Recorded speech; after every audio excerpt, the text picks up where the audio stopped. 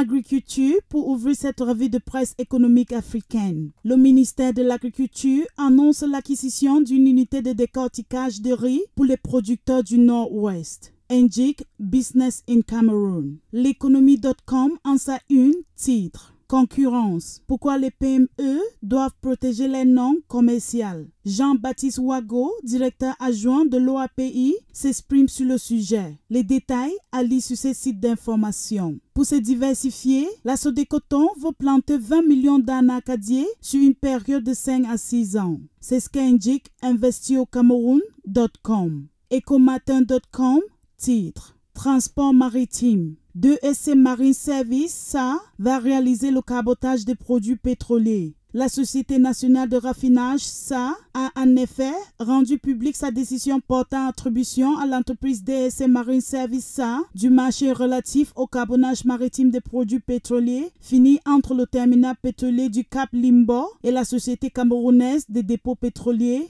de Douala. Pour Kakonabukpo, le sommet Afrique-France sera l'occasion de poser les questions qui fâchent. Le nouveau commissaire du Togo à l'UEMOA revient sur la future monnaie éco, l'agenda de l'UEMOA ainsi que sur l'avenir économique du continent africain. L'interview intégrale à lire sur Jeune Afrique. Le nouveau Gabon renseigne que, entre 2009 et 2020, la Chine est le partenaire commercial qui a le plus fait gagner de l'argent au Gabon. Le Trésor public de Côte d'Ivoire a encaissé un montant de 66 milliards de francs CFA à l'issue de son émission simultanée de bons et d'obligations de relance du Trésor de maturité 91 jours et 3 ans organisée en partenariat avec l'agence UMOA, titre basé à Dakar. Fait savoir Financial Afrique. En RDC, le projet Orifère Imbo héberge selon les plus récentes estimations 3,5 millions d'onces d'or dans la catégorie inférée, soit une hausse de 38% par rapport à l'estimation d'avril 2020. Les détails à lire sur le site d'information Ecofin. En Guinée, la disponibilité sur le marché du gaz butane représente une belle opportunité pour les ménages et pour l'environnement. GuineaNews.org fait l'état